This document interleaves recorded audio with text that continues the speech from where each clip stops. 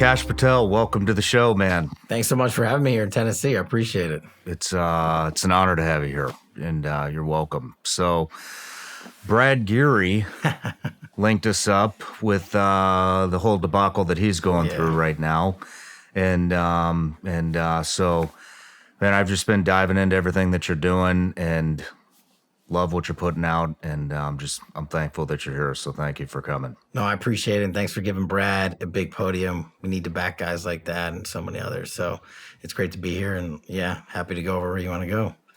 All right. Well, everybody starts off with an introduction here. So, Kash Patel, you served multiple senior roles in government. Most recently is the Chief of Staff to the Department of Defense, Deputy Assistant to the President on National Security Council, and Deputy Director of National Intelligence in the Trump administration. At NSC, you oversaw the execution of several of President Trump's top priorities, including eliminating Al-Qa'ida and ISIS senior leadership and safely saving dozens of American hostages. Before joining the NCS, you served as National Security Advisor and Senior Counsel for the House Permanent Select Committee on Intelligence. You previously served as a national security prosecutor at Department of Justice under the Obama administration, where you oversaw the successful prosecution of criminals aligned with Al-Qaeda, ISIS, and other terror groups. You served as the DOJ Liaison Officer to Joint Special Operations Command. I'm guessing that's where you met Geary. That's right. That's where I learned everything. Since leaving government service, you have authored critically acclaimed books, most recently Government Gangsters, and authored 2 children's books. You're the founder and president of the Kash Foundation, a 501c3 that raises money for legal defense matters, education programs, tuition assistance, and financial assistance for our active duty military and veterans. You currently sit on the board of Trump Media Technology Group, host of Kash's Corner on Epoch TV, and you are a senior advisor to President Trump. You also serve as the senior fellow for national security and intelligence at the Center for Renewing America. I can breathe again. Quite the resume there. Am I missing anything that?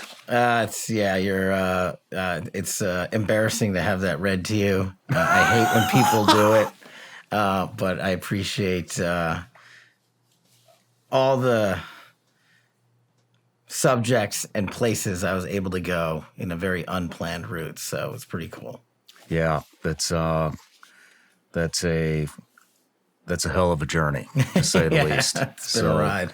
And what seems to be, I mean, what a fast-paced career. Wow.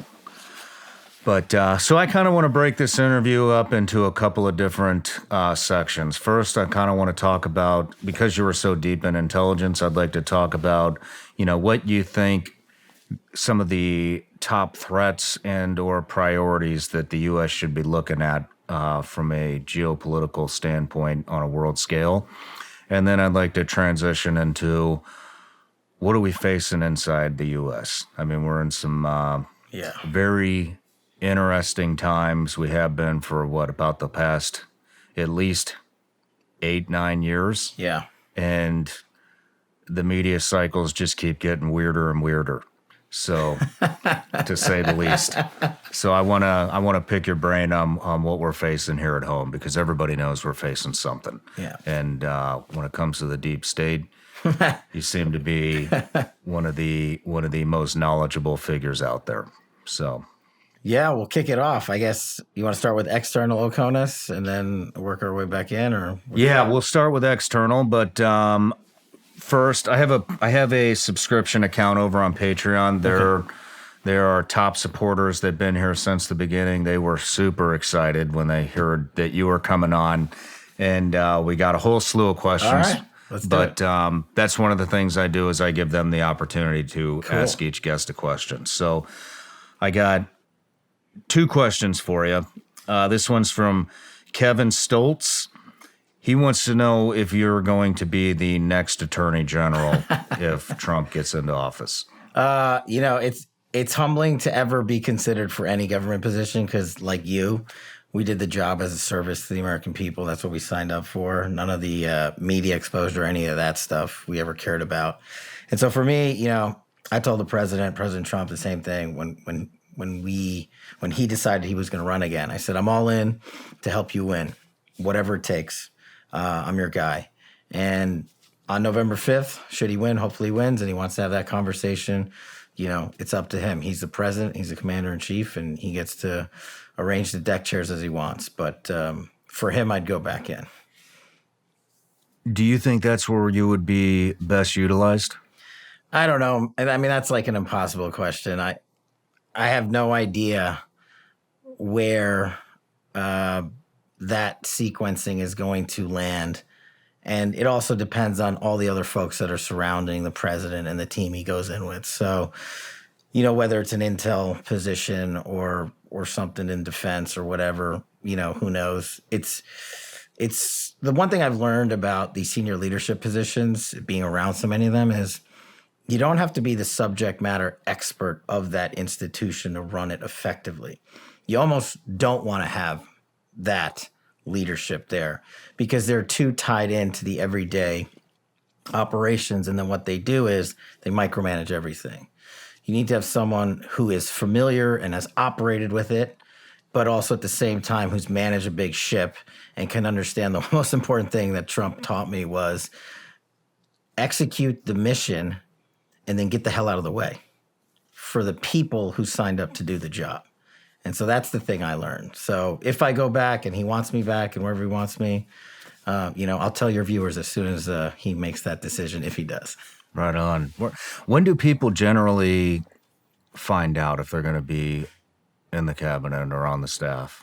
The funny thing about my career is I guess I'm in politics, but like I never was, right?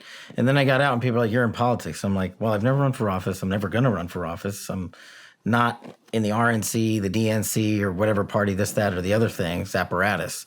But I guess just because of the close positions I've held with the president and continuing to serve, I've learned that whatever or however it was done is not Donald Trump's way.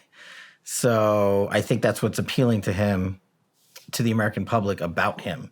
And so I don't know when he's going to stack it. Even though I know him as well as I do, and I talk to him all the time, he probably has his cabinet laid out in his mind. He's just not going to tell people. And he's going to do what he does, which is continue to ask probably everyone he sees about their opinions, and he might change his decision on it. So the vice president's the probably best example. That came down to the last second, the last day, last wire. Yeah. There's a couple of folks in contention, but he made the decision, after hearing everything from everyone.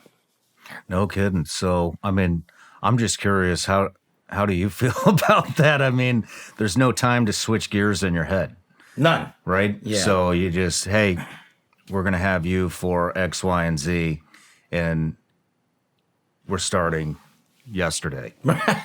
So, or is there somewhat of a, hey, we're looking at you, to fill this slot and start getting your mind right? Yeah, there's some leeway for everybody. So what the campaign does, and that's whatever they manage over there, is they send out vetting packages to, I think it was like 8 people for President Trump's vice president candidate. So they knew they were being looked at. They had to submit this massive amount of information.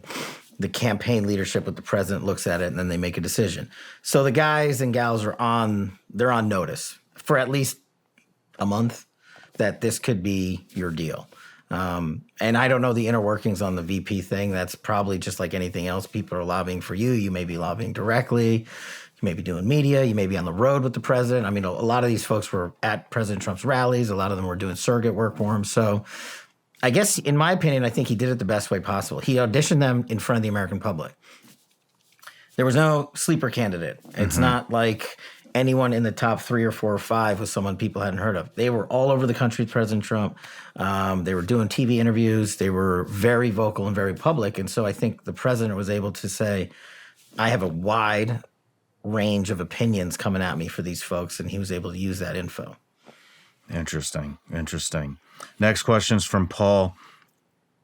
I think this is something on everybody's mind. How likely is it that illegal immigrants will become undocumented voters?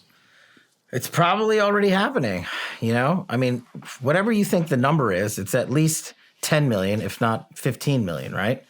And you've seen liberal states go out and say, we're going to house illegal immigrants, we're going to give them IDs, and we're going to help finance whatever needs they might have for their families and themselves. And so you got to ask yourself, what's the point of all that? Like, what are you bringing all these people here for? Putting aside the fact that some of them commit the most atrocious crimes we've seen in modern history. What is the point of that from the Democrats? Mm-hmm. And it's because, this is the weapon I think they're going to use. They've studied this for a while. They know President Trump, in my opinion, has the best policy, the best agenda. And he's literally a president of people, from Hulk Hogan to Dana White to rock stars to movie stars to everyday Americans, the military, and to people that serve in government. They just love his style of leadership. And so I think the Democrats are smart enough to say, well, we got to figure out a new way to rig the election. They caught us on 51 Intel letter. They caught us on Russiagate. So now I think what you'll see is some of these swing states come in, and that's what people don't realize. It's not the federal government that controls federal elections. It's a state government. Every state applies its own laws. In my home state of Nevada, there's no voter ID. I went to vote, and I broke out my ID, and they go, we don't need that. I'm like, how do you know it's me? Also, not to mention the fact that you sent me 2 mail-in ballots. And so I could vote 3 times.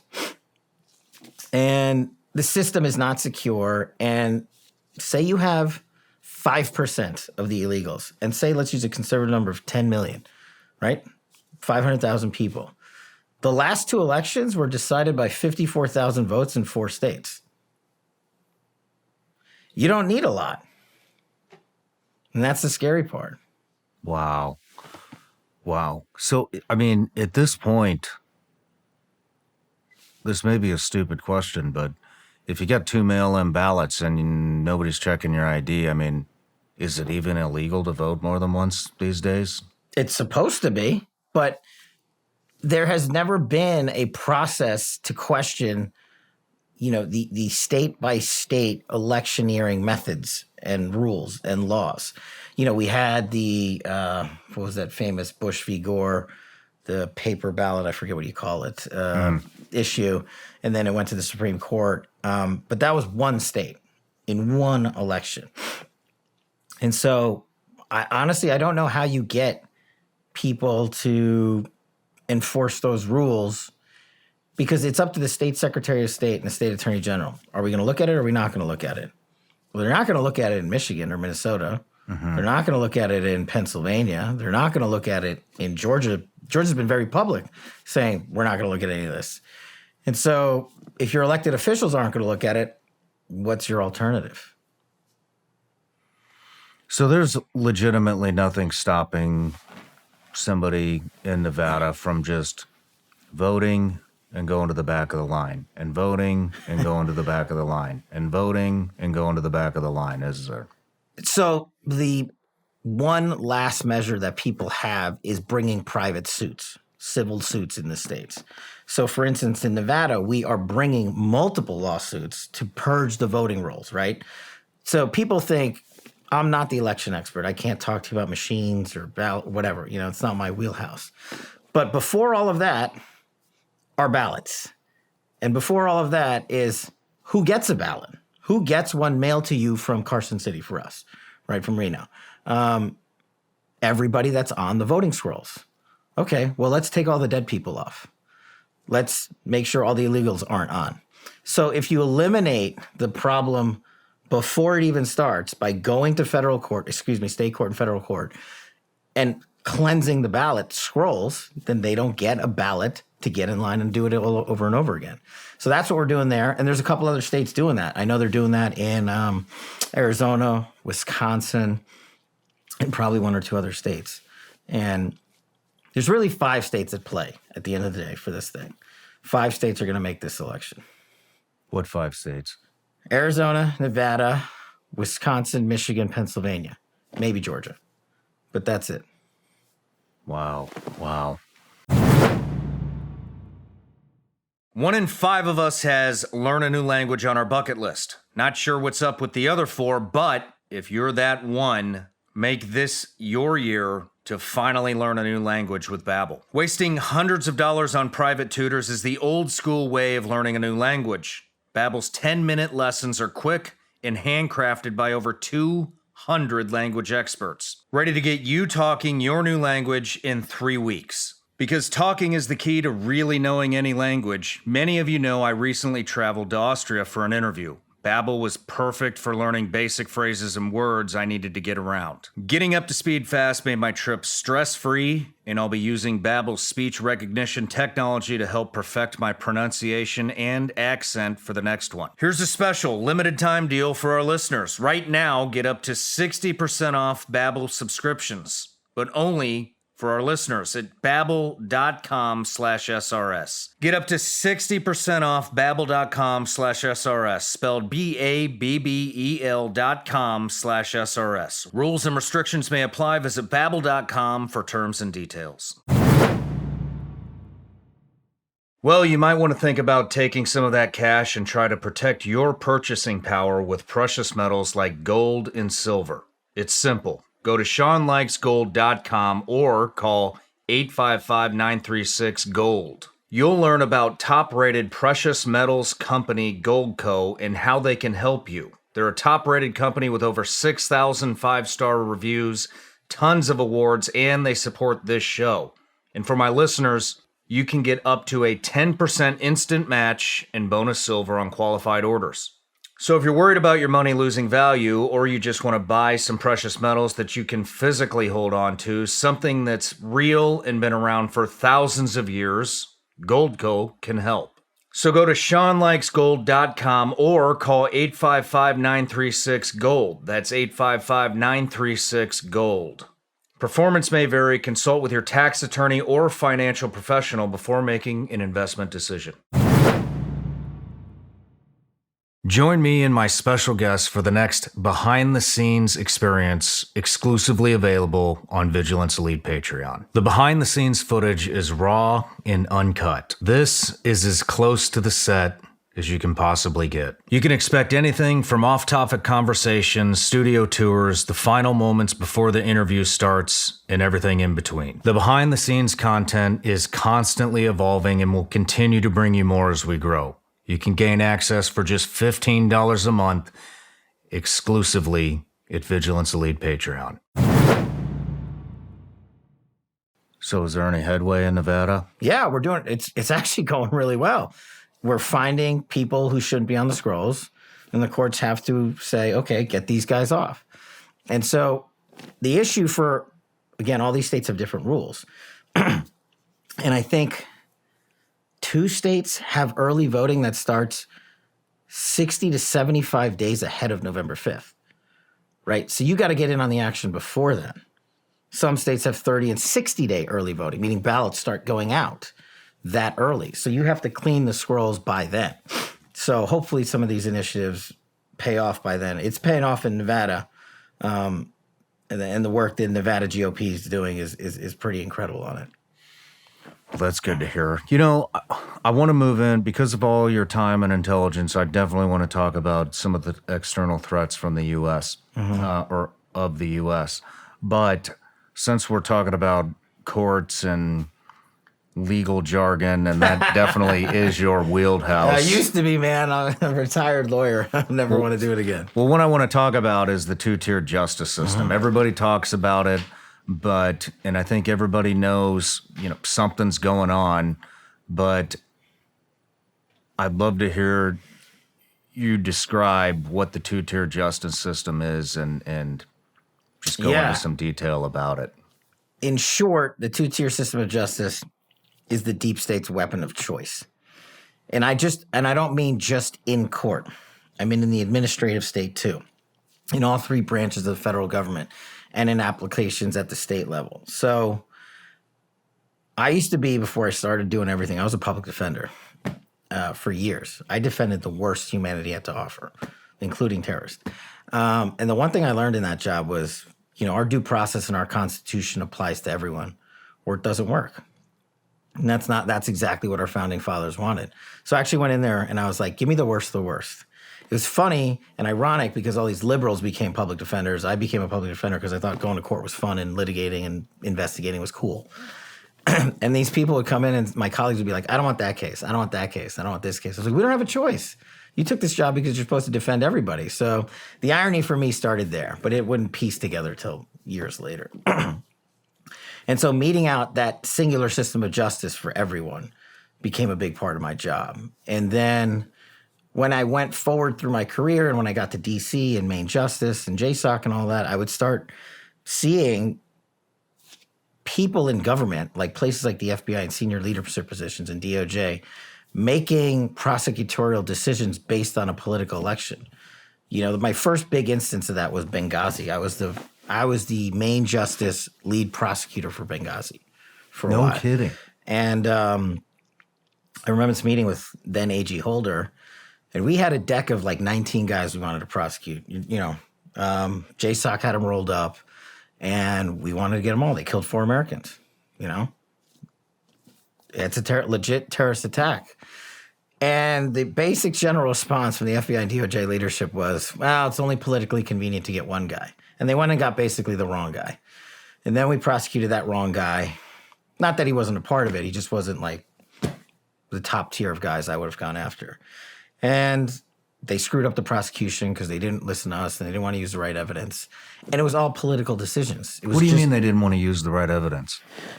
They wanted to, because half of that stuff was classified and they wanted to, I didn't piece this together then because we didn't have the whole fallout from Benghazi, the hearings and the congressional review. That would take time to come in. But they wouldn't let us prosecute, I think, 16 of the 19 that I wanted. They didn't want half this evidence declassified. And I was like, who is they? Well, the leadership at DOJ, FBI, and the intel community obviously played a role in that. And so, we were just like, all right, we'll do the best we can. And for example, Katala, Greenbrier River, the guy that first got prosecuted, he is getting out for his participation in Benghazi, where he killed 4 Americans. He'll be out of prison before the next presidential election's done. Are you serious? Yeah. Why would we? Why? I mean, I don't mean to laugh at it because it's so atrocious because they charge him with the wrong crimes. Nobody at the FBI or DOJ wanted to listen to how to turn intel into evidence, into a public display in a court of law. Everybody working on the case thought they were the best at everything. And the decision from the top down is we're only doing this guy. And if you get the prosecution wrong, which they did. What the fuck are we doing, man? I don't know, bro. What are we doing? Why are we even in? What the fuck are we doing? It was my first kind of foray into it in terms of the 2-tier system of justice. And it wasn't happening outside, right? My first experience with that was public defender land. Now it's internal. Now it's the administrative application at the executive branch level in Washington, D.C. And, then you have Russiagate, and then you have all these other things we'll talk about. But the best, I guess, definition of the 2-tier system of justice I can come up with for your audience is the classified documents case. Which one? Which one? So let's use the 2 presidents, right? President Trump gets his home raided on a bogus WhatsApp warrant, which the FBI leaks to the media. Do you know whose name is in the FBI's WhatsApp warrant for President Trump that was 65% redacted? Trump's name and my name. Then they redacted everything else after my name, which once it finally came out, it was completely meaningless BS. Then they go in there and they stage that photo display and everybody's like, oh my God, look at all this classified materials. What they don't explain to the American public is he's a president, former president, Presidential Records Act. Bill Clinton did the same thing. Every president performs on the same thing. They can take what they want. That's the law. So you can't be prosecuted for possessing classified documents. Well, can I add, and I don't know what was in the documents, but I mean, if you take, and I can't remember who I had this discussion with, it may have been Tim Parlatore, but Yeah. if you take, I mean, when people say classified documents, taking classified documents wherever, to Mar-a-Lago or Joe Biden's garage or wherever it was, I mean, a lot of those documents, people, they make it sound like it's the nuclear codes or but what it actually is, or at least what it sounds like to me, or what I've been told, is a lot of it is just the daily schedule. Yeah. Hey, today you're giving a press conference here, you're doing this here, you've got lunch with so-and-so, you got a couple of meetings, and then that day's over and that is no longer classified because it's already happened. But obviously you can't get the president's schedule out before it happens because, am I correct in saying that some of these documents that they're saying are classified are that type of... You're correct, but my point is, under the law, it doesn't matter if he had the nuclear codes. Okay. The Presidential Records Act, and Bill Clinton took literally recordings of a classified conversation and took them when he left the presidency, and he put them in his sock drawer. It's called the Clinton sock drawer case. No bullshit. They went to federal court, the government, and the federal court adjudicated that President Clinton, as a president, has the Presidential Records Act. He can take what he wants. The court never even found out what was on the recording. It's that strong. And that's the law. So then why does this DOJ come in and say, well, it doesn't kind of apply to Trump? And then you interview Joe Biden, and he was never president. He had 4 different locations of 20 years of classified information. Delaware, his offices in Washington, D.C., and 2 other locations, his beach house and somewhere else. But their excuse to not prosecute Joe Biden was, well, basically he's too inept. He's too feeble-minded. So we're not going to prosecute it. I've never heard that. That's legitimately why they didn't prosecute That's what him? the special counsel appointed to the investigation told Attorney General Garland, and Garland came out and literally said, well, we don't think Joe Biden meant to do it. And I was like, what? I was like, we're back to the Clinton case, the Clinton server case, right? It's like when Comey created this new legal fiction. No reasonable prosecutor, first of all, it's not the FBI's job to ever make a prosecutorial decision, but no reasonable prosecutor would bring this case. I was in the National Security Division at the time. I was doing the discovery for Benghazi where we found her freaking email. And then they took that investigation away from us. And then it became the Clinton investigation, right? That everybody now knows about. I was like, who is this guy talking about? And then I didn't think it would happen, but it did. It came back full circle with the Biden administration, or the Biden prosecution of classified docs. And they let the guy off the hook. And they just said, doesn't matter. So we'll prosecute a guy who has a legal justification to have those documents because we don't care. It's Trump. And we won't prosecute the sitting president because you've made up a new legal standard that applies to exonerate him and to not even charge him. That is the 2-tier system of justice on steroids. And now you're talking about the 2 guys who are running against, now they're not, but 2 guys who were then running against each other for the presidency of the United States. Where else is this happening? Man. Everywhere. Unfortunately. So we saw it every day on people who are indigent and charged with serious offenses who were treated differently than folks who were, high-level private sector individuals. I mean, if you go to the fraud cases out of Wall Street or whatever, these guys get to go to Club Fed for, a couple years, 10 years, whatever. But the poor guy down at the end of the ladder, he's going away for 40. Yeah. You don't need to be a legal expert to have seen this over the years. And the classified documents case, that's just, you can apply what they did there out to what they're doing to certain Jan 6 defendants. And I always say this about Jan 6. Some people committed some pretty violent stuff. They need to go away. But when you're bringing in the 65-year-old grandmother who doesn't have any priors and she's held without bond for years to force pleas so that you can weaponize and politicize the 2-tier system of justice even further so that Christopher Wray, the FBI director, can go to Congress and lie and say domestic terrorism prosecutions are on the rise because they classified everything Jan 6 as domestic terrorism. And so that he can say, him and Merrick Garland can say, oh, we've got 1,000 people under investigation for this insurrection. Well, this insurrection that nobody was ever charged for. But it's a political narrative, and it's tough to defeat. It sounds pretty lethal, storming of this, hijacking of that, insurrection. But when you look at some of the people involved, their lives have been destroyed by the Justice Department because of a political vendetta they want to enact through the justice system to take out Trump. How long has this been going on? Decades. But it started slowly. I think Eisenhower was the first to say it in the 50s, and he started it with the defense industrial complex. He basically said, paraphrasing, if you don't control this animal, it is going to take over Washington, D.C., and is going to take over the purposes of the government's departments and agencies. And to me, there's probably no better example than the defense industrial complex. But once you layer that in, and you combine that in with what people in these leadership positions for so long have done, which is use Washington as a revolving door. I don't see it as a Republican or Democratic thing. I see it as a swamp thing. I see it as a who's running these agencies and departments, where do they go afterwards, and how do they get back in?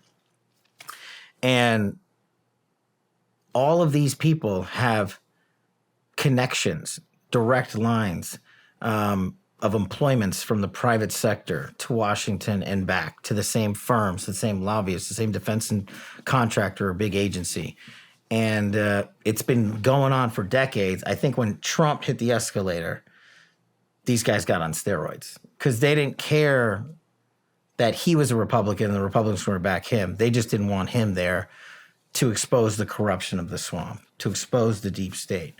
And you saw more Republicans in Trump's administration. For example, his Deputy Attorney General, Rod Rosenstein, agreed to wear a wire because then Deputy Director of the FBI, Andy McCabe, supposedly another Republican, went to the number 2 cop in the country and said, I need you to wear a wire so we can get information to use the 25th Amendment against President Trump. It's kind of ironic now that we've seen Joe Biden and what the 25th is supposed to be used for and what these guys wanted to do to exact a political vendetta. Remember, Trump exposed, we exposed during Russiagate, Andy McCabe's criminal activity while running the FBI. We exposed Rod Rosenstein's criminal activity while signing an illegal FISA, burying evidence of innocence, and lying to a federal court just to surveil a sitting president of the United States. We caught him. And they will stop at no length to get him. Let's go back. You said the 25th Amendment. What is the 25th Amendment?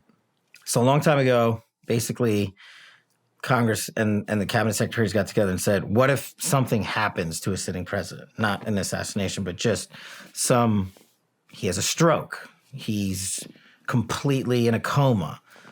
The worst of the worst, right? Then how do you govern? Because technically he's not dead, so there's no mechanism to kick in the vice president to president. So the 25th Amendment basically says the vice president combined with the cabinet goes to Congress and says, the president's incapacitated. Here's what happened. The VP then becomes the president. Okay. So, well, I guess we're bypassing the O'Connor's threats for the time being, but no, we gotta get back to it. But hey, we're on a roll here. So let's get into the deep state because it sounds like that's what you're talking about. Yeah. What is it? It is an apolitical entity that operates in government to service itself instead of the American people. And what I mean by that is it's leadership positions across government, whether it's DOJ, FBI, DOD, CIA, whatever, combined with underlying positions that are pretty senior up, who work with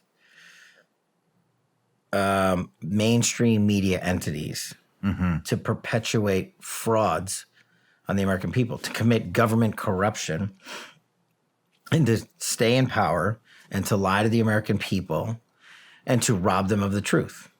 That is the singular purpose of the deep state, because they think once the truth gets out, their corruption is going to be exposed. They might get prosecuted for breaking the law. And once that happens, you have an explosion in D.C. Well, I want to dig in a little bit more on who exactly is it. I mean, I think Vivek gives a great explanation of what it is, but I'm always curious to hear what everybody else thinks. But it just seems so well organized to me. It is. Oh. So who's at the end of it? Is it a country? Is it U.S. politicians? Is it the World Economic Forum? Like, where it's so well orchestrated, there has to be an organizer. And so who is the organizer? I don't think that there's one specific organizer. I think there is a group of organizations that have participated in it for a while. The World Economic Forum is a piece of it. Certain politicians are a piece of it. Certain people who become AGs, directors of the FBI, directors of the CIA, et cetera, are a piece of it. And of course, the mainstream media is a big component of it. All of those entities partner up together to take over Washington, D.C. And instead of doing the job for the American people, they come up with government boondoggles that pay themselves billions and billions of dollars, or their friends billions and billions of dollars, which is our dollars. And they want to make sure that keeps going over and over and over again. I'll give you a perfect example. Who cares if you've ever followed Russiagate or any of this other stuff about the deep state? Chris Wray, the director of the FBI, and Rod Rosenstein, the Deputy Attorney General then of the DOJ, were tasked with helping us at Congress, where I ran the Russiagate investigation, to expose Russiagate. We went to them and said, look, you guys didn't do this. Help us expose it. And they both doubled down. You know what they did? They launched an investigation against me, the senior congressional investigator for Russiagate on the House Intelligence Committee, and 6 other staffers.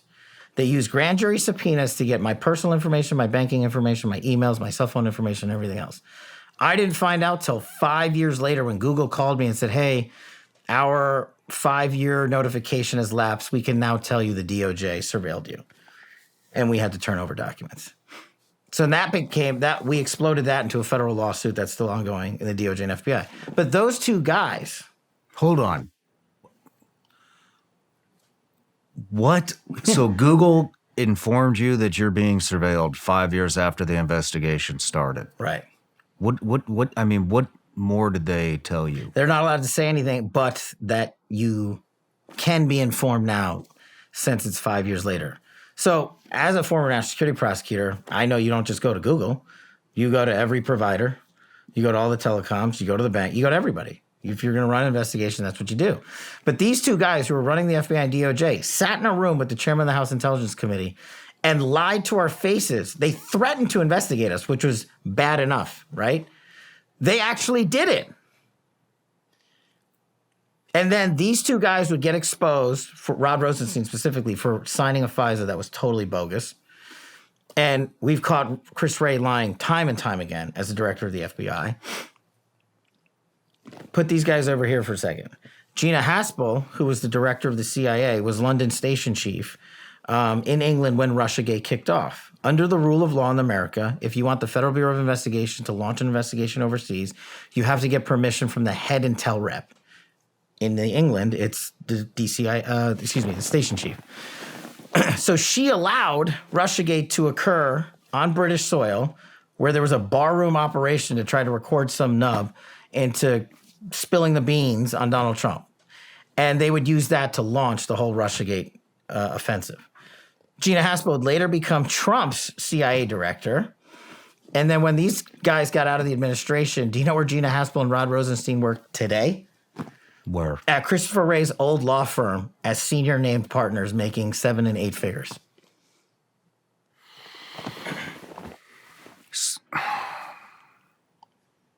How is this going to get broken up? They seem so deep. Yeah. I mean, you just mentioned they're embedded in politics. They're embedded in mainstream media. They're embedded in intelligence agencies. They are former top leadership of the military that's now embedded within the military-industrial complex companies. Mm-hmm. I mean, it's how many people are involved in this? Thousands. In the deep state. Thousands. How would you even begin to dismantle it? Well, I think the first Trump administration was the beachhead, right? People were just like, you guys are full of it. And we continued to put out the truth. And years later, people are catching up to a lot of that truth saying, wait a second, you guys weren't lying back then. People being the American public. That's the weapon we need. And you guys weren't lying about impeachment. They literally made up a piece of a phone call to launch a presidential impeachment and then put me in the middle of it by making up a meeting that never occurred. But it sounded dirty at the time. And then when we finally released the transcript, everybody was like, oh yeah, there was no quid pro quo. Nothing illegal happened here. But the narrative had been out there. Now you have President Trump as a president who was impeached for the first time in however many years. And so they get their narratives, right? They don't necessarily care about the conclusory portion of their mission. They use the mainstream media to say Trump's a Russian asset. He's been impeached. Kash Patel is under DOJ surveillance for whatever investigation when he was never done. I've had more mainstream media hits on me than I can count. But they want the title narrative to carry the day. Hunter Biden's laptop is Russian disinformation. They don't care about the actual truth. And so once you start stacking these together and you show the American public you were lied to, you based your vote at the polls on information that the government purposely withheld from you so that you would vote a particular way. Once you show enough Americans that, then I think you have the movement that you need behind the leadership that we have in Donald Trump, is my position, to take a wrecking ball to the deep state. How so? You go to D.C. and you remove all these positions, right? And you start enacting measures, not of retribution, but of legal consequence. Y'all acted one way. For instance, the people that signed the 51 Intel letter, right? Permanently suspend their security clearances forever. Every one of those guys lied. Every one of those guys got caught lying. You're talking about 2 former CIA directors, a former NSA director, and a former Secretary of Defense. All intentionally, to this day, continue to lie and won't take back their letter. Okay, you can stop making money from your security clearance. There's a start. Then you go in and you get the Eric Charmels of the world, who've been publicly outed as utilizing intel to inject a political narrative across mainstream America. And you remove these people from government. You have to go in there. And the same thing we're talking about the voting, it's the same thing here. You got to cleanse the scrolls. Government service is a service. We're not making you do it. And if you break the rules and regulations, you're out. So that's a big part of it, right? Then you bring in the new bench, the new team. Then you're going to have to keep fighting the media. And I think we're slowly, over the years, have started to win that fight. Because the more and more, this is one thing I learned when I started Russiagate, my name was outed for the first time, that the media is attacking you, the more you're over the target. Who is at the head of it? I don't think there's one person or one group. I think it's people who know they're going to benefit from each other if they sign up for the program, let's call it, right? And so, again, not a Republican or Democrat thing. In the glossary of this book, in alphabetical order, I think there's like 65 people I name by title and name, just to show people how expansive the deep state is. And so there is no like one chain of command they report to. Instead, what I believe they do is they bring in people that they can control. Oh, the Obamas still have heavy sway in that entire operation. And so do people that have been around for 10, 20, 30 years in Washington. I mean, I think it's already out there for them. I mean, how corrupt it is. I mean, that's why I think that's why podcasts are doing so well right now. And I mean, somebody just came in here in media and said that CNN's viewership is only about 50,000 at any particular point in time during the day. That's pretty bad. That's pretty bad. It's atrocious. And I'll give you an example from sort of the other end of the spectrum. When Tucker was on Fox, and this is not an attack on the reporting, it's just the way the pendulum has swung away from mainstream media in general. When Tucker was on Fox and he was at the peak of his show's viewership, he was still 1/3 less than Bill O'Reilly when Bill O'Reilly was on Fox in terms of viewership. Wow. So it had already started, and it's, again, not because of the reporting. I think it's because other people started to say, I don't want to watch mainstream media anymore, anywhere. And the shows, the podcasts, the radios, the series started becoming more and more and more and more popular. And then they finally ran into what you talked about, the CNNs and MSNBCs of the world, Washington Post and what have you, and people just said, I've had enough. But the problem is there's still a lot of people that subscribe to it out of sheer hatred for the other side. Mm-hmm. And they'll keep pumping out disinformation. And so our job, my job, is not to go, and this is what I learned from one of my former bosses and now my friend, Devin Nunes. One day I figured out who paid for the Steele dossier, right? I got the subpoenas, I got the bank records, I figured it out.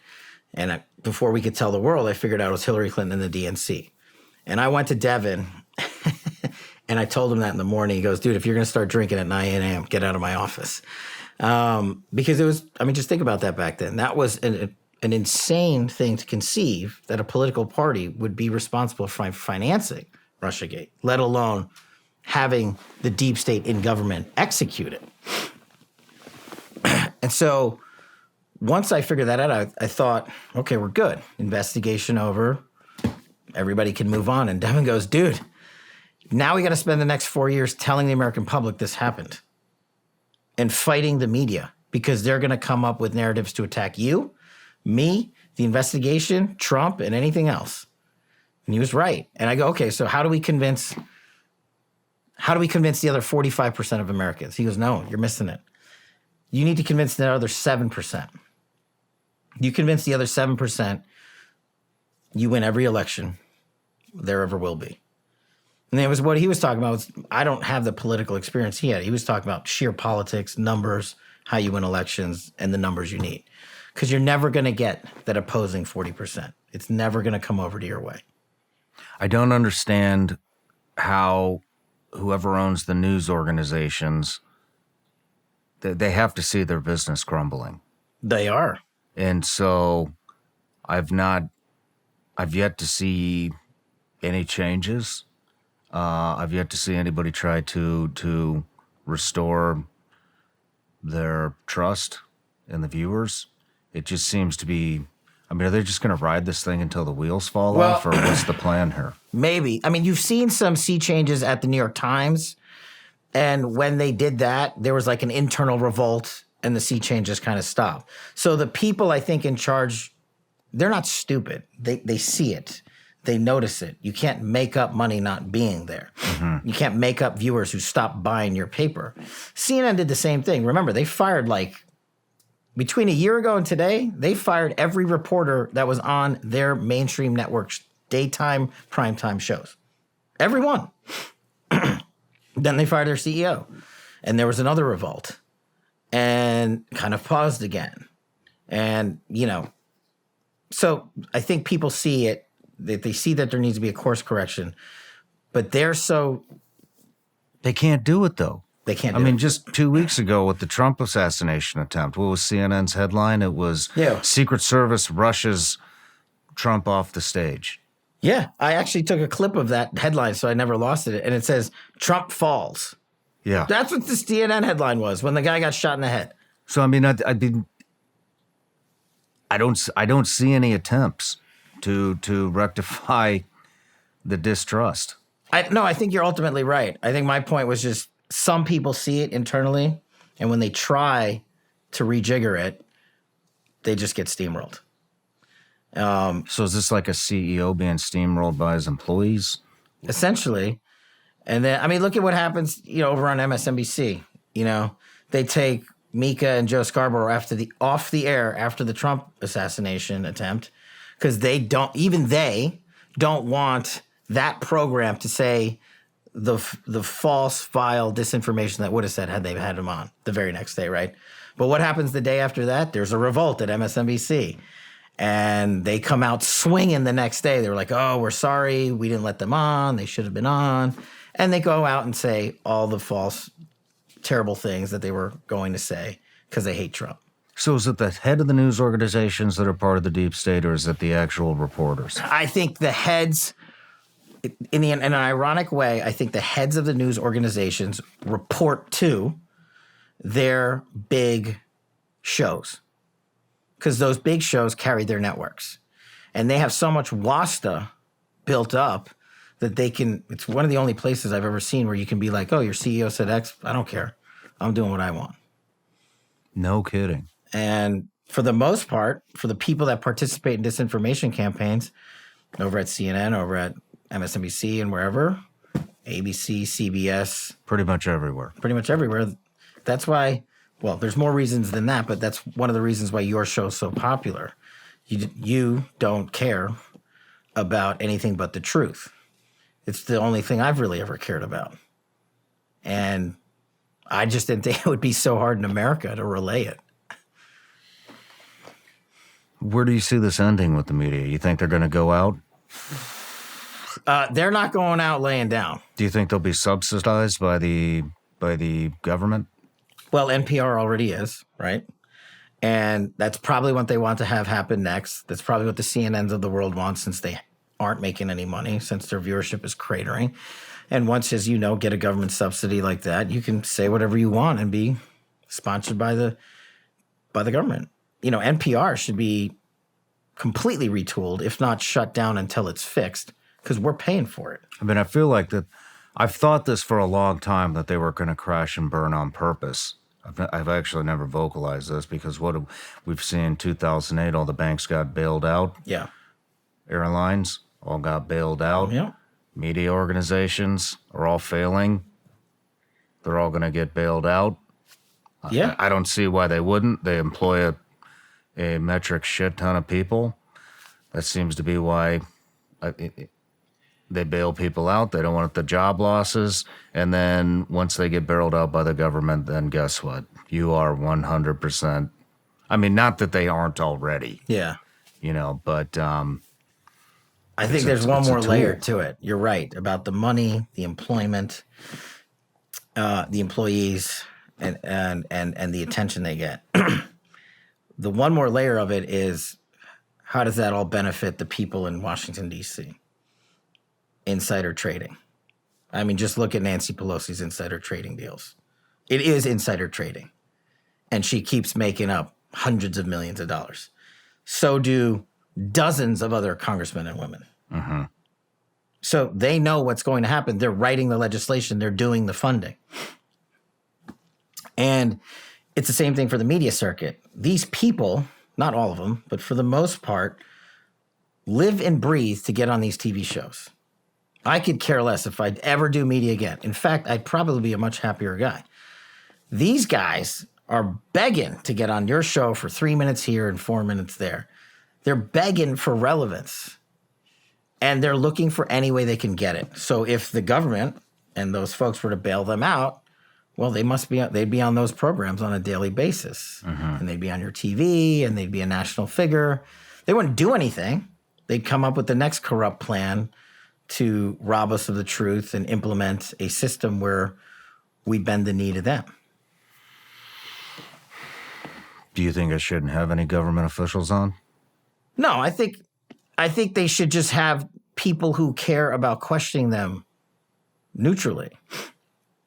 Again, not a Republican or Democrat thing. Like, if someone goes out there and specifically lies about Russiagate, about impeachment, about insurrection, about the 51 Intel letter, call them out on it. But they keep having them on over and over and over and over again. Remember, illegal immigration. It was not a national security crisis for the first year of the Biden administration, for the second year of the Biden administration, for the third year of the Biden administration. Now in the election year of the Biden administration, it's a national security crisis finally. Where Donald Trump was a Nazi for dealing with it as a national security crisis. Mm-hmm. And that allowed us to implement assets and tools from DOD and the intel community to specifically go after that crisis. But the media manufactured this disinformation campaign that nothing wrong at the border, nothing to see here. And now everyone knows that was a total hoax, a complete scam. And people in Congress went on their shows to double down on that narrative, to say what a great job Joe Biden and the border czar Kamala Harris are doing. And now we have more fentanyl on our streets, killing more kids than ever before in the U.S. We've got more rapists in our streets. We've got more murderers. We've got more heroin. We've got more cocaine. And we have more violent crimes. And what does Joe Biden go up and tell the world the other day from the Oval Office after he decided not to run for president? Border crossings are the lowest they've ever been in my presidency than ever before during Trump. And the media printed it. I saw that. I did see that. That's, man.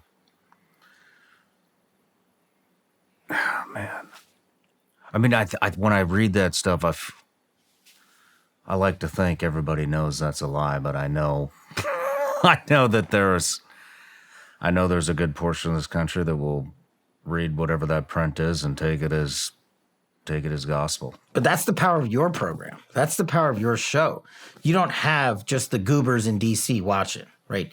You're so expansive, from military to sports to entertainment to Hollywood to everyday Americans that are so fed up with that garbage that they're actually getting educated.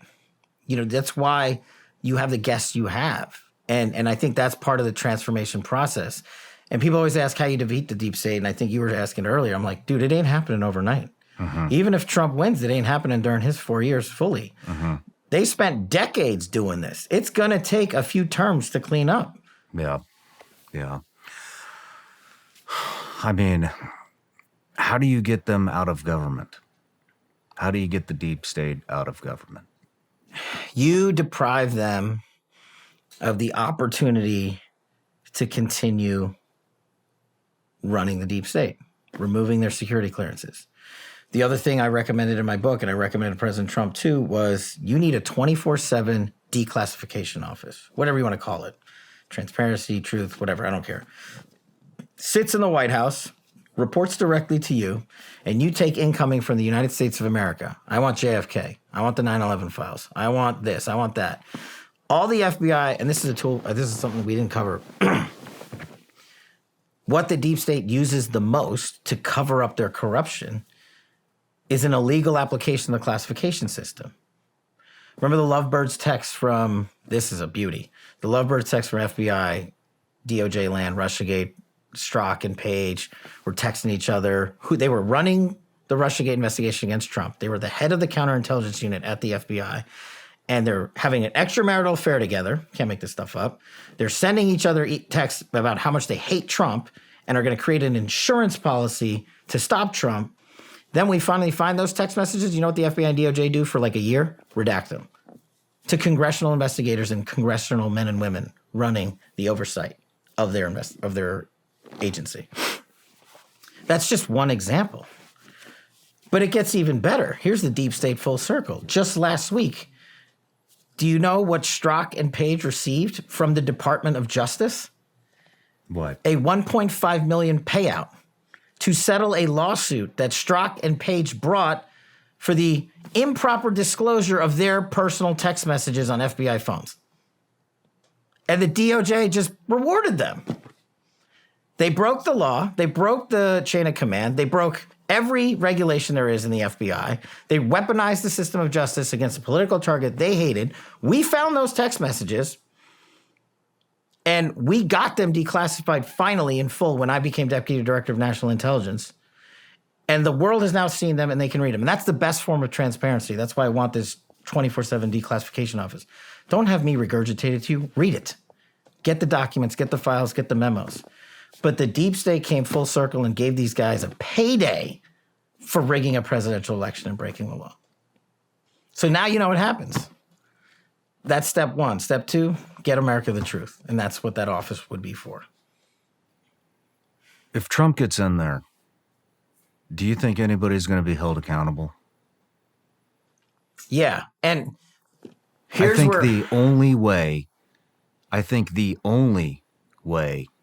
that the government ever gets confidence in the people again, and I don't think they even give a shit, by the way, but is to hold somebody accountable, hold people accountable for what we've been seeing go on. You're totally right. The people that are running the deep state don't give a shit because they're so arrogant. They're like, we're never going to get caught. And if we get caught, we're going to get rewarded.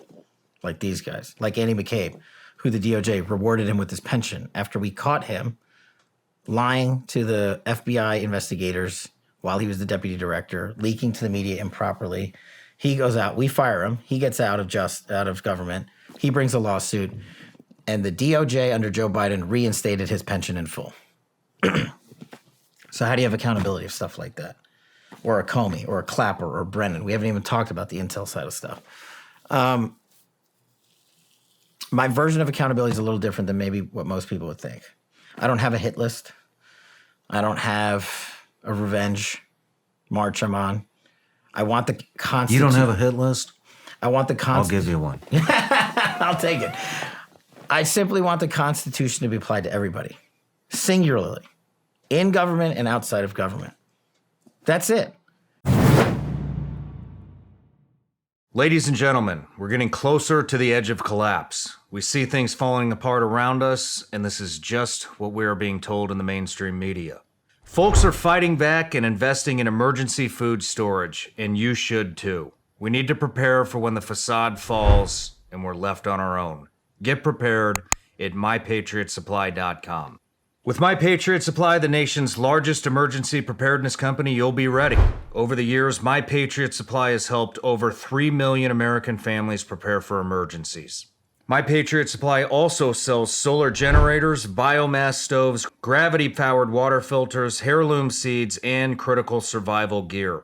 Each Ready Hour emergency food kit contains delicious breakfasts, lunches, dinners, and sealed inside heavy-duty 4-layer packaging to last up to 25 years. You'll get over 2,000 calories every day.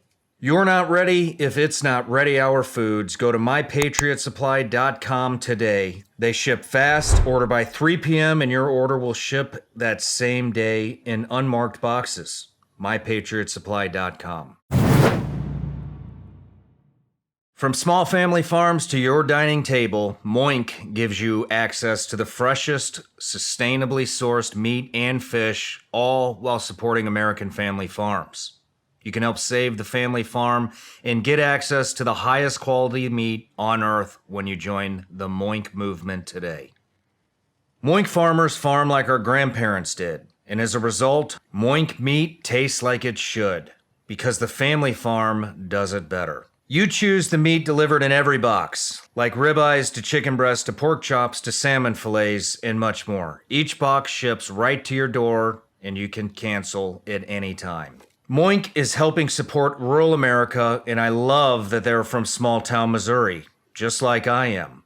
Keep American farming going by signing up at moinkbox.com/SRS right now, and listeners of this show get free hot rolls in your first box. They're the best hot rolls you'll ever taste, but for a limited time only, spelled Moink, M-O-I-N-K, box.com/SRS. That's moinkbox.com/SRS. How much do you think you're paying in subscriptions every month? The answer? Probably a lot more than you think. It's been reported that 74% of people have subscriptions they've forgotten about.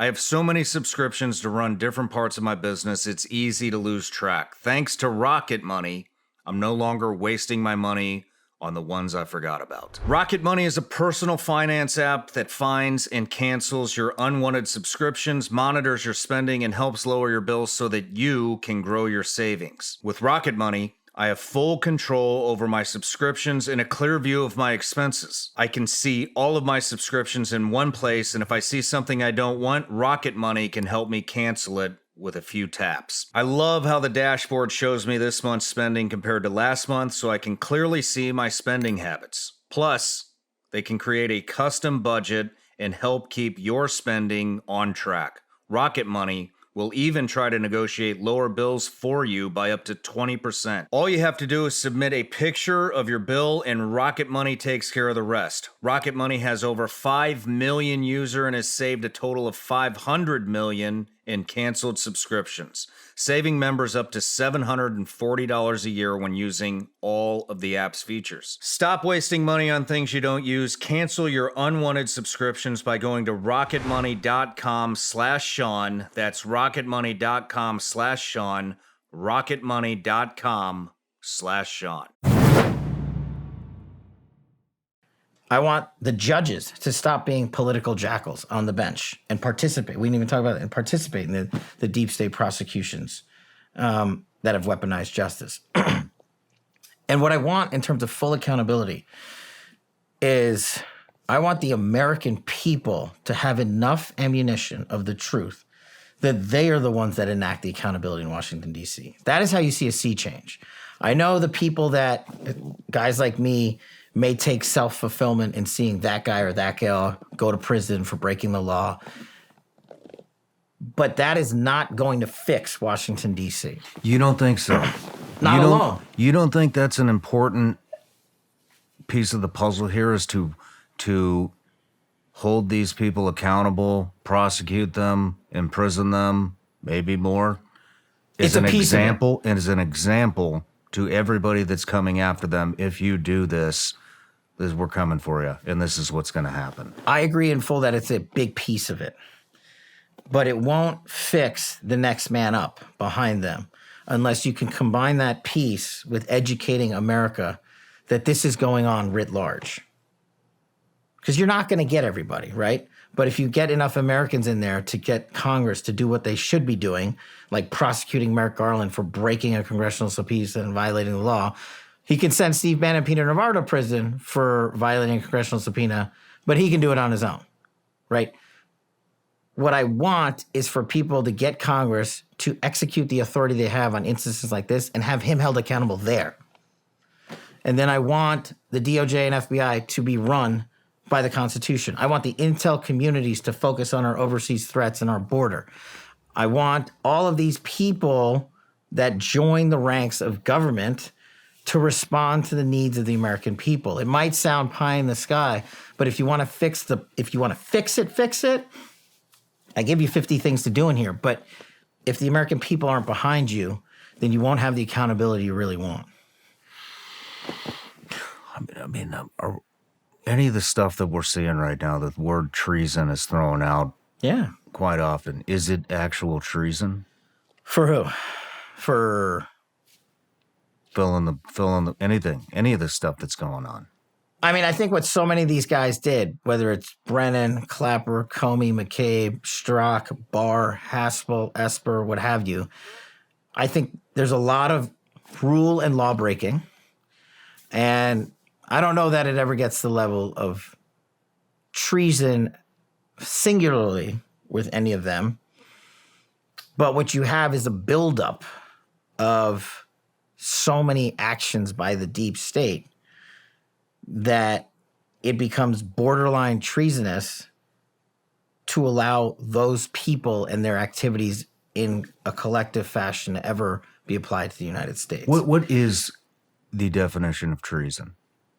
It's going to stump me here on the law of it, but it's basically committing an overt act to overthrow your government is treason. So they're not committing overt acts to overthrow our government. What they're doing collectively is committing acts to rig our government and to stock it with people that they want in there, themselves and their acolytes. What would be the harshest punishment you could see happening to some of these people? Some of them being prosecuted. I mean, there's nothing harsher than that, right? Your civil liberties are taken away from you and you're sent to prison. It's about as harsh as it gets. We can do the financials. I think we need to do parallel track civil suits and prosecutions for monetary purposes against some of the big wigs in Wall Street and all that stuff that happens up in the financial racket. Insider trading stuff.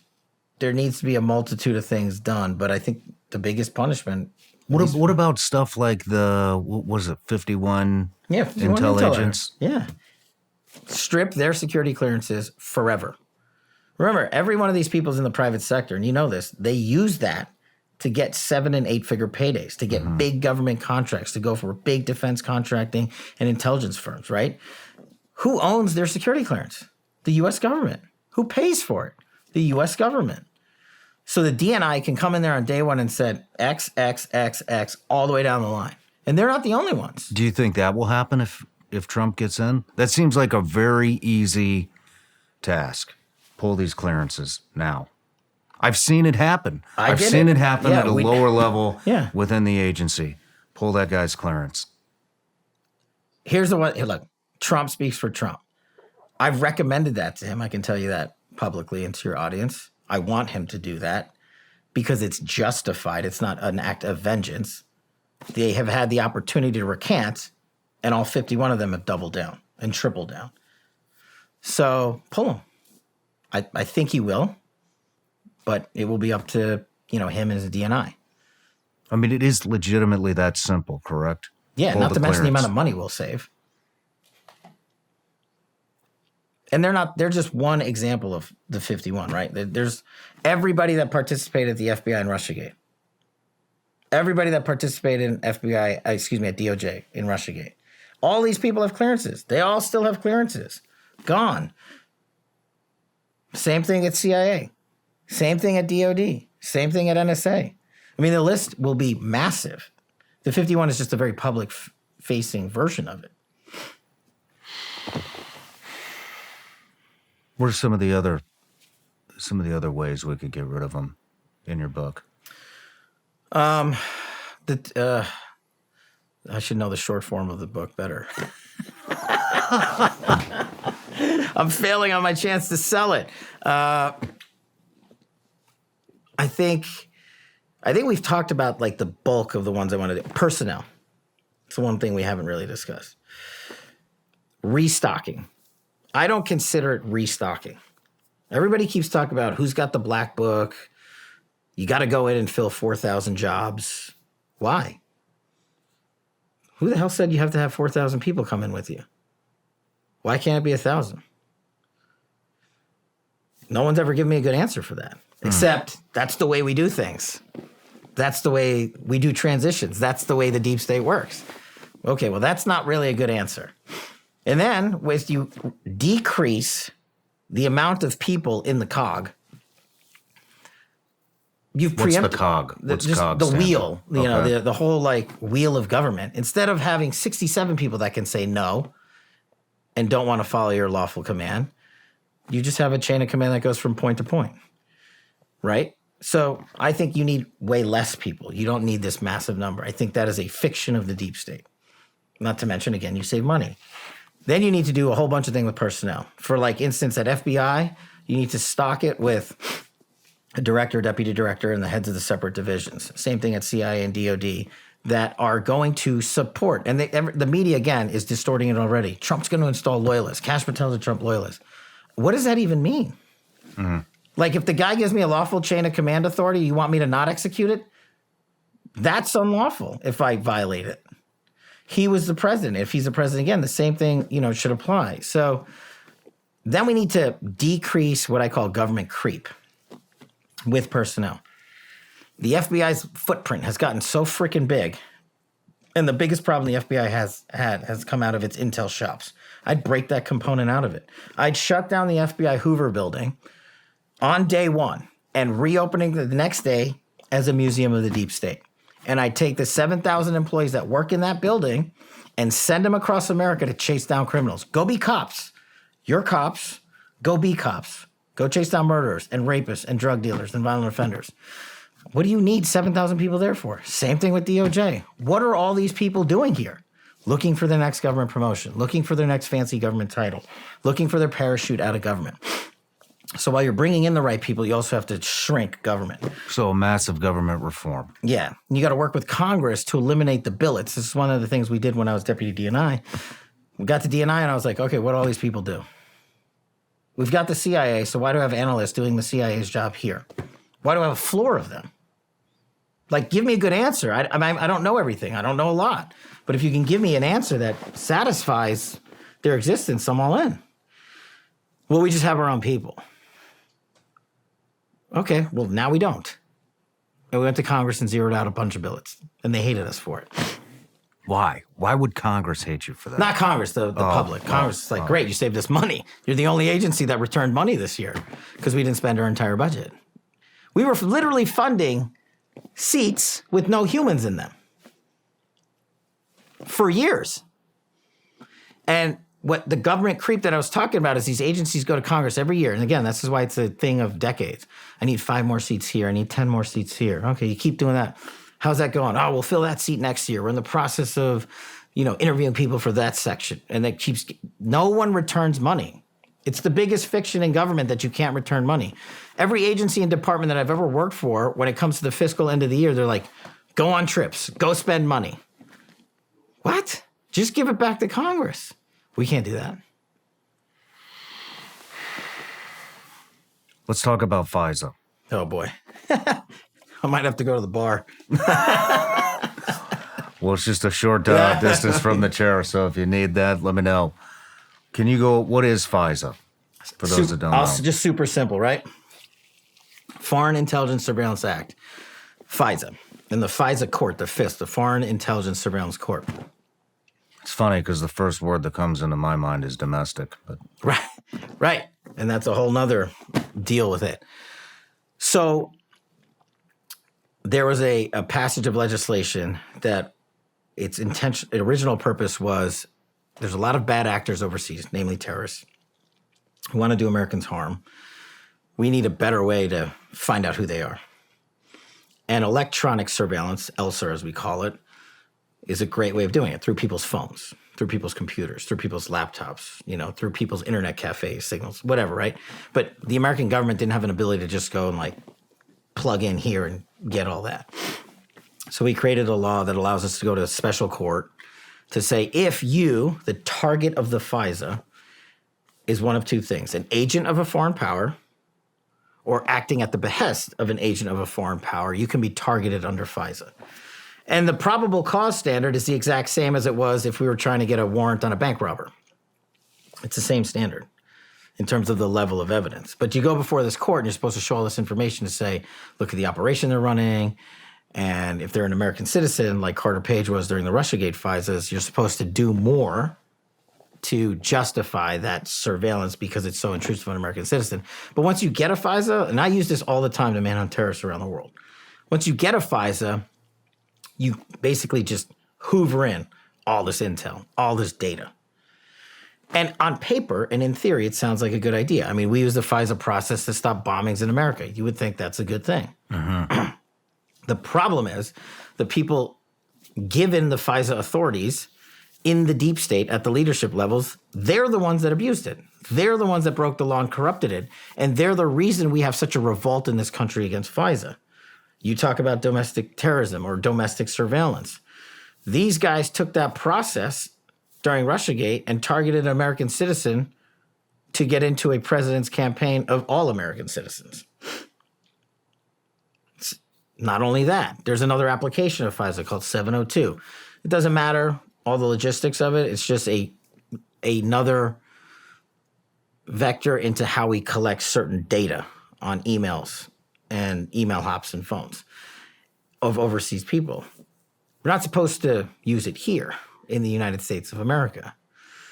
Chris Wray was caught last year illegally using 702 collection methods against Americans 274,000 times. 274,000 times. It's not my number. It's in the report that they wrote. The FISA court wrote it.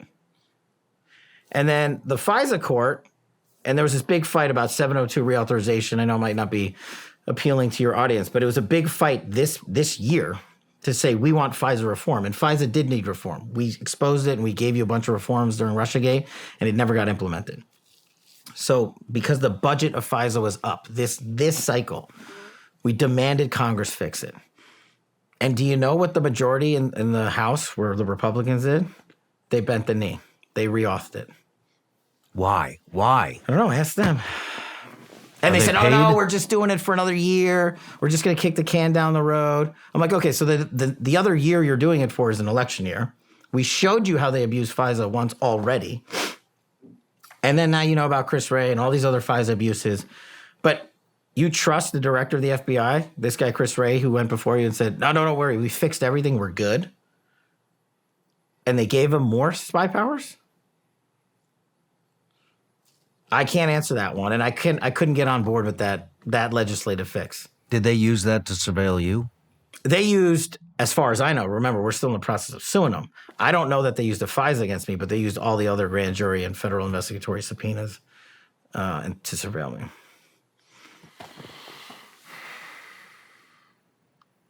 And so how does that work? Do they just tap your phone, or they talk to Google and Yeah, the Facebook mechanics of it, and- right. That's a great question. So the mechanics of it, the government doesn't own the private sector.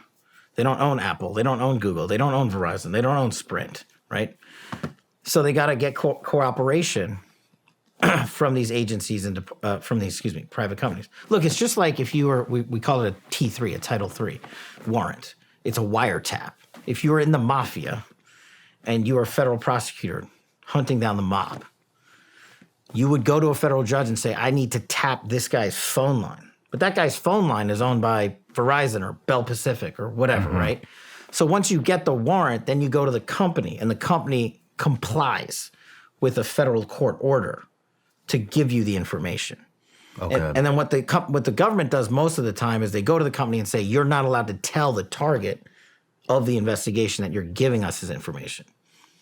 Hence the Google thing with me. Google was ordered not to tell them about me. But 5 years later, they could. I got you something. Oh, You heard of that? yeah, man. That's awesome. The unplugged phone? Yeah. So there's no advertising ID from Facebook, Google, I love it. any of those other places. Thanks, man. You're welcome. This so is great. Hopefully that'll help you with the Oh, I'm going to start using it right away. good. As long as I don't leave it right there. Send me your new number. But Thank you. Yeah, you're welcome. You're welcome. It's Eric Prince developed the phone and for situations like that, and so. But that's the sad part, right? Yeah. Eric's a friend, one of the most creative minds I know. That he has to do that as an American. Yeah. That I have to write a book called Government Gangsters, that Steve Bannon has to make into a movie just to explain to America that the mob in government is worse than the mob that Whitey Bulger ran. That we have to explain there's a deep state. That we have to do that instead of having you, me, and all our friends go do the jobs they signed up for in 2024 America. That's the problem. Did FISA come through the Patriot Act? It came before the Patriot Act. It's been around since like the 70s. And the Patriot Act gave FISA bolted on a bunch more tools. Okay. Because technology advanced, cell phones advanced, computers advanced, Wi-Fi advanced. So they had to add that stuff in. Would you like to see that go away? Nah, see, I'm in the minority here. No. I mean, it's got to be tough, right? I mean, the border's been wide open for who knows how long. Who knows? I mean, who knows how many terrorists have run through, cartel members have Well, run if we through. believe the FBI director, only 24. Yeah, right. The FBI director, the FBI in general. I mean, DHS, same thing. 24. they're literally saying only 24. So the Mayorkas and Ray testified late last year or early this year. I can't remember, to Congress for an update. They said 24 known foreign terrorists have come into America and we lost them. And I was like, wait a second, there's multiple problems with this statement. Just 24? And you lost them? Like, where the fuck are they? Yeah. Why weren't you using the FISA process on these guys? Everybody's wired up these days, okay? You know this better than anyone. Al-Qa'ida, ISIS, all these guys, they monopolized the cell phone empire and figured out how to use it. So why don't you set your intelligence apparatus to prioritize this instead of DEI and white rage? This is why this shit's happening. But just think of what you guys, you know this. The terrorists are going to wait. They're not going to do it tomorrow or next week. They'll wait like 5 years, whenever they want, the opportune time. But it's happening now. And as bad as that is, I still think we need FISA to manhunt those people down. We just need people using it lawfully. And it needs major, major reform. Tons. And I hate to say it, but I don't disagree with you. I mean, especially with all the terrorism that's come through the border. I mean, we won't know. And we're having this conversation, at breakfast about when they might hit. And I think we maybe have a difference of opinion on that. stuff or different strategies, which I'd love to go into. But how do you get rid of it with the amount of cartel and terrorists and members of the Chinese state? You raise a whole new. We're not just using FISA on terrorists. It is a huge foreign intelligence surveillance act. It is a massive intelligence collection tool, right? How do we get the CCP? What about the SVR? What about whatever intel service in wherever that's against America? If it goes away, what are we going to do? And if it doesn't go away, then they'll just continue to spy on Catch-22 Americans unlawfully. What do you think some of the biggest threats outside of the country are? CCP, Russia, and Al-Qaeda. Why Al-Qaeda? Because they're having a party in Afghanistan. Because of the disastrous withdrawal. Yeah. I ran the withdrawal in Afghanistan when I became chief of staff with the SecDef. We didn't have a timeline. We didn't say we got to be out by this date. We had the diplomatic leaders doing the diplomatic thing. We were doing the DOD military intel thing. We lost 0 Americans during our withdrawal. We handed that withdrawal off to the Biden administration because President Trump ordered us to implement the biggest DOD transition in U.S. history. And we did, the largest DOD transition, which I literally led. And I said, call it whatever you want. The Biden saving Afghanistan for the world thing, whatever. The new incoming SecDef, the chief of staff, and all the other people were like, F you, go away, we're going to do it our way. And look what happened. Yeah. So because we left all that weaponry there, because our withdrawal was such a disaster, Afghanistan is the perfect example of not only our biggest failed mission set, but of our 3 adversaries. I got to add a 4th, Iran. Our 3 adversaries coming together. So Al-Qaeda's got weaponry. Russia and China went in there to mine the minerals and give them money. So now they're all just hanging out, making money, doing stuff. And that's the CCP in Russia. Hence, they're combining forces there. But Russia and the CCP are doing so much more adversarial intelligence collections against us, against our electric grids and other things. But the biggest holistic CT threat is Iran. You just mentioned that China and Russia are in Afghanistan mining the minerals. Do you want to elaborate on what minerals they're mining? Not the minerals expert, actually. Lithium, correct? Lithium and cobalt, I thought it was. Was it just one? Why would they be mining lithium? Yeah. Why? Because they want to give Elon Musk a lot of electric batteries. So where I'm going with this is, yes, I'm aware of that as well. They're mining a ton of lithium. Yeah. We have this big green initiative in the country. We want to go green, but we don't want to produce any of our own. They sell it as self-sufficiency, correct? Yeah. Self-sufficient energy. But it's not self-sufficient energy because we're getting all the batteries, all the solar panels, all the wind turbines, pretty much everything it takes to have green energy from China. They're mining the minerals that they need to do that from Afghanistan, which we turned over and gave to them. So we spoke a little bit about the power grid and how vulnerable it is at breakfast. So, I want to dive into that, but just kicking it off when it comes to the power grid, we're not going to be self-sufficient and we're going to be extremely vulnerable because literally all of the materials that we use for the new power grid come from China. Yeah, 100%. Look, it's the modern day blood diamond, lithium and cobalt. Call it what it is. If you could celebrate it over here as some sort of green energy, amazing economic, environmental, home run. But like you said, how are you get it out of Afghanistan? You think these camps and mines these people run are above board? The people in there working them are getting paid good wages? What about the folks in CAR in Central African Republic and Congo doing the same thing? How's their life?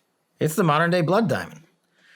And the ironic thing of it all is if you ran a Ford pickup truck for 20 years, it does less damage to the environment than the creation and and removal at the end of a car cycle's life of an electric battery.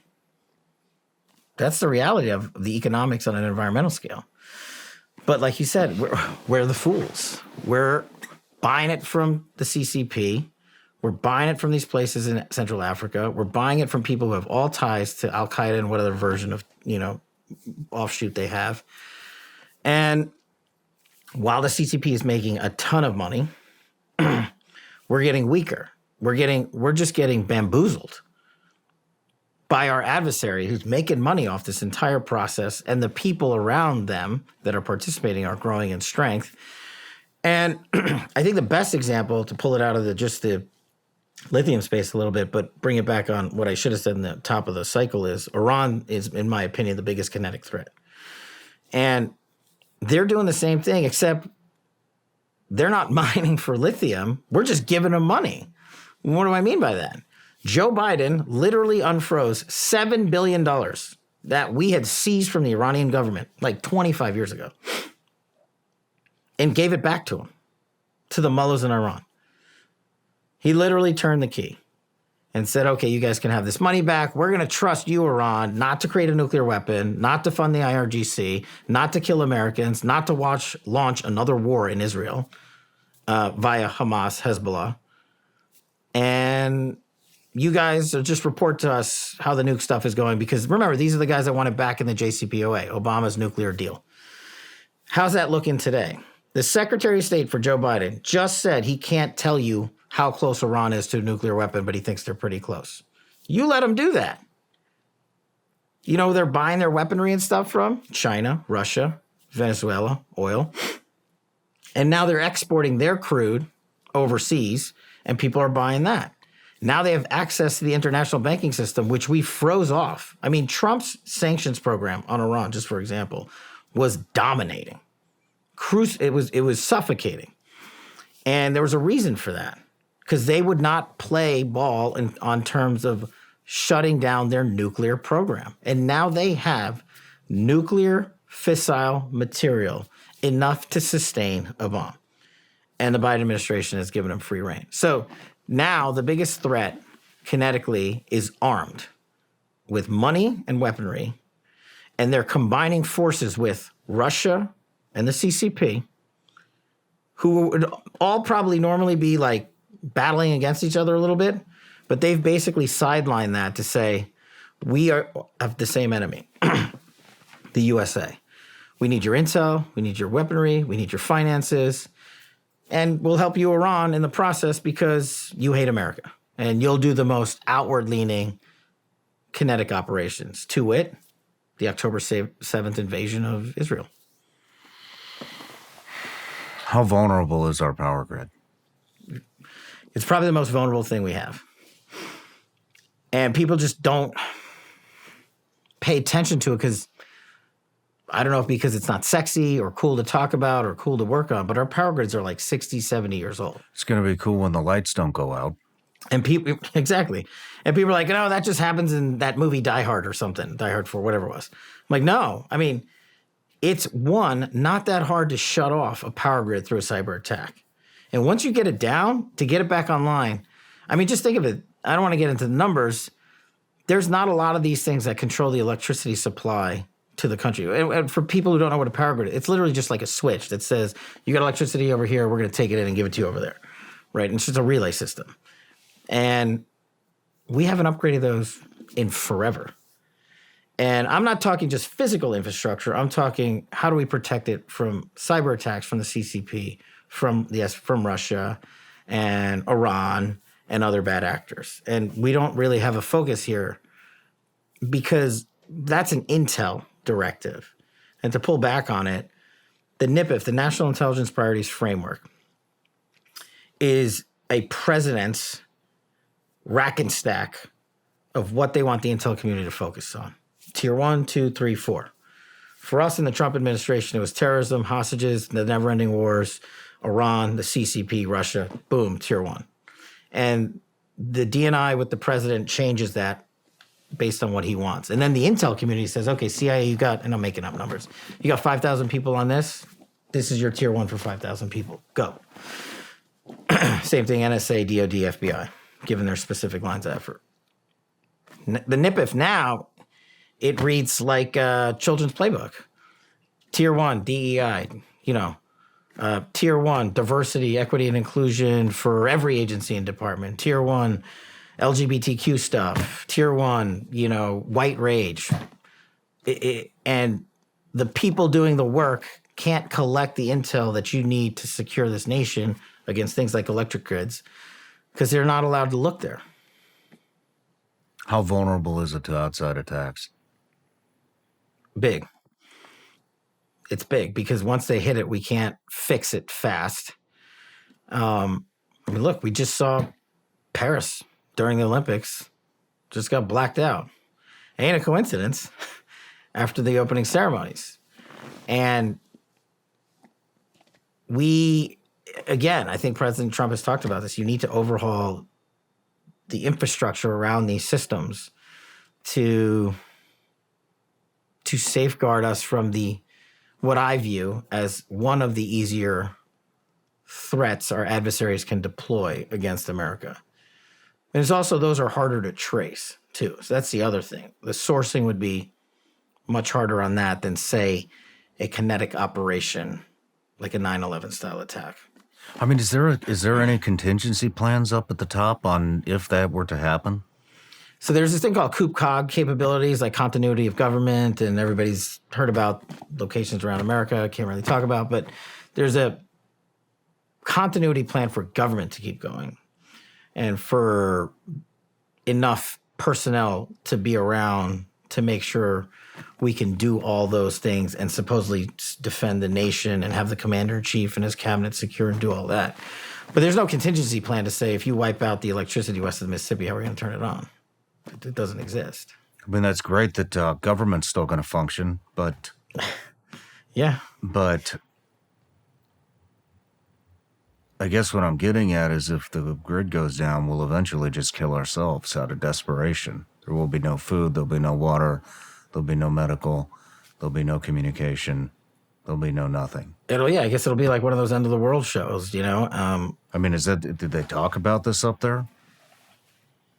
At that level? Do they even understand what will happen if the grid goes down for I know we did when we were in. I know we did. And again, this is a type of lift that you're not fixing overnight. You got to get Congress's buy-in to budget this, to allow the agencies and department to go in and make this a priority, to allow companies come in and rebuild the infrastructure and fix it. Same with our nuclear programs and our nuclear arsenal. It's the same deal. So we're fucked. I think we have an ability. That's why I think this election is so important, not just for everything we've talked about to this point, but in terms of national security and defense, which is sort of my wheelhouse. We have an opportunity to come in and reprioritize all the things that you and I have just been talking about so that the American people are safeguarded, because they've been neglected for too long, because these are not been priorities of the current administration and some of the previous administrations. How likely is that method of attack, do you think, from Russia, Iran, Korea, China? Something's going to happen, if not already. Here's the other thing. The intel community right now is playing catch up on half these attacks because, again, it wasn't a priority to preemptively detect them and thwart the attack.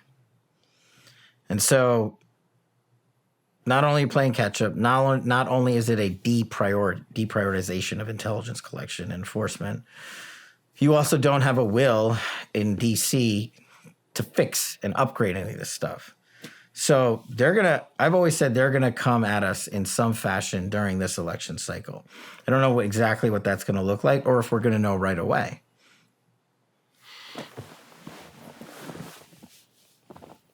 What do you think about what I was telling you this morning about the pristine opportunity to hit us? When I was talking about, I don't think, I wasn't saying I don't, it's not a prediction, it's what I would do. And it seems to me we would be, let's say Trump gets in, day one of his presidency would be the weakest possible point that they could hit us. Yeah. Correct? Because from that point forward, Yeah. the way I think, the country will begin to strengthen. So it would be at the weakest point on day one of his presidency. And so if I was them, I would wait until he is elected and hit on day one. Whereas if they don't hit and Kamala or whoever they decide to stick in there, who knows, right? Then we'll see 4 more years of weakening, which will enhance the probability of them coming out on top. Look, I think that analysis is pretty spot on in terms of timeliness for our adversaries to decide on when's the most opportune time for them to strike. I think there's one other factor that we talked about at breakfast that may alter that a little bit, which is there's so much bad stuff going on right now that our adversaries have collectively kicked off against us, whether it's the border, whether it's the never-ending war in Ukraine, whether it's the war in Israel, whether it's the CCP and what they're doing or going to do in Taiwan, whatever's going on in Africa, whether it's Afghanistan and its resurgence of Al-Qa'ida. There's so many things going on that I think an adversary that traditionally might have waited to that opportune day might come in the interim and say, these guys have no idea how to defend what we can put out there right now. So maybe they go now. Maybe they go in the interim in the next 100 and whatever it is, 4 days or something like that. But they've already done 3 things that nobody said would ever happen. Started 2 new world wars in Ukraine and Israel, and allowed China and the CCP to flex their muscles on Taiwan. Everybody's like, that's never going to happen. Well, it didn't happen under Trump, but it all happened now. And we haven't even talked about DPRK, their new program, their rockets. That guy has been having a party this entire time. Or Venezuela, right? People forget about how bad some of these regimes are for global stability when they're not in the news every day. And I think that's advantageous for their leadership, and they see it. And they're like, all right, well, let's figure this out. Because at the end of the day, all they care about is themselves. How vulnerable are we to cyber threats? Big time. What are the other vulnerabilities? From our adversaries specifically? Yes. We talked about everything coming in from the border, huge collective threat that's just going to keep growing and metastasizing. And that includes a lot more of the physical stuff, right? The crime, the fentanyl, the narco trafficking, the sex smuggling, that kind of stuff. The cyber stuff is in a different lane, but could expose us just as much, if not worse. And I think we're very, very, very vulnerable to that. Just look at what CrowdStrike did, shut down. That's an American company run by James Comey's buddy. Is it really? Yeah. James Comey's former number 2 is Shawn Henry, the COO, or whatever it is. And if this company can get as big as it did, mind you, this is the same company, CrowdStrike, that the FBI, when Donald Trump was getting to the presidency and James Comey was the director, remember the whole DNC hack from Russia, another disinformation campaign? They said the Russians hacked the DNC to try to rig the election for Donald Trump. Comey gave the servers from the DNC to CrowdStrike to exploit. Have you ever heard of a time that the FBI surrendered its investigation to a private entity and didn't conduct its own surveillance and exploitation of that data? I interrogated Shawn Henry and 65 other people under oath during Russiagate, and we were unable to declassify his testimony for years. So the narrative of the DNC was attacked by Russia was out there. What did Shawn Henry say? Now it's declassified? We didn't find any evidence to support that. Wow. So and you got to stitch these things together. So when you're talking about vulnerabilities at the cyber level, who knows what other traditional areas of expertise that the government has that they've outsourced, right? What do they give Facebook? What do they give Google? What do they give Twitter? I mean, we haven't even talked about censorship, and we know that is just a dominant plague in modern day media. Yeah. And we're paying them to do it. Yeah. So you got to go out there and find, hopefully if Trump wins, this is another thing. Find all these contracts that we've given to all these companies and pull them. Why are you making money off of your corrupt activities? Because your friends from government then went to work at Twitter and then you got in bed with them and said, oh, we're going to have an election integrity task force. Yeah. Yeah. Well, Kash, this interview could go on for hours, but we got about 5 minutes before you got to catch your flight. So I just want to ask you, you're close to Trump, and if he does get in there and win the presidency, what do you think we can expect improvement-wise in the next 4 years? I think my opinion is you almost don't need to hear from me. I don't know another candidate that's put his agenda out there more in detailed, delineated fashion than Trump. His Agenda 47, his RNC platform, it's there in black and white. And it's in super detail about what he's going to prioritize. National security, defense, law enforcement, intelligence, the border, the never-ending wars, American hostages, economy, infrastructure, cyber, and electric. I mean, it's all out there. So I think, people always talk about what's he going to do on day one. Obviously illegal immigrants and all that. Hopefully he does it all right away because I think that's the urgency that we need it. It'll take time to implement, but hopefully he comes in and says, okay, here's my agenda. And I think that's what most presidents do. They're like, here's my agenda, go. You go do what you do at Ag. You go do what you do at DOD. You go do what you do at FBI. We're going to do what we do at the White House. And everybody's going 24/7. I think it'd be a pretty quick fix for a lot of it. Some of it's going to take time. But I do think he'll end the forever wars super fast. I do think he'll shut down the border super fast. I do think he'll expel immigrants super fast. And I do think that will give the economy a big boost as a collateral result. That would be great to see. If you had 3 recommendations for the show, who would they be? To put on? To put on. Oh, man. Well, we talked about the whistleblowers. I think you got to have them on. You're going to have a blast. Whistleblowers? Yeah, I think collectively you have those guys on. And I know them personally, so I might be a little biased. That'll be fun. 2, well, I know the one guy you should definitely have on, Trump.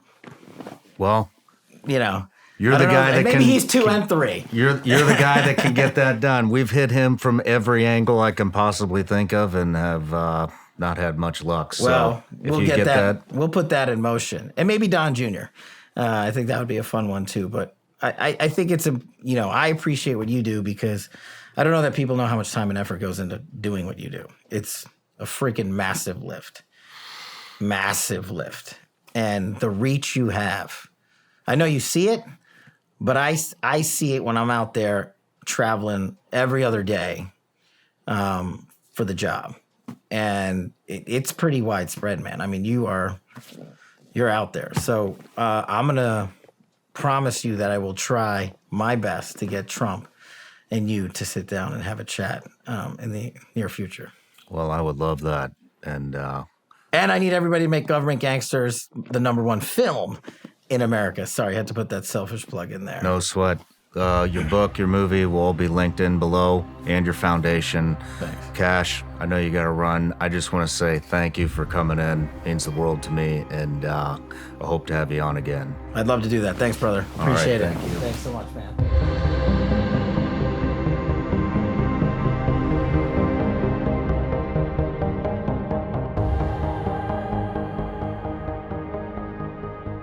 No matter where you're watching Shawn Ryan Show from, if you get anything out of this, please like, comment, subscribe, and most importantly, share this everywhere you possibly can. And if you're feeling extra generous, please leave us a review on Apple and Spotify podcasts.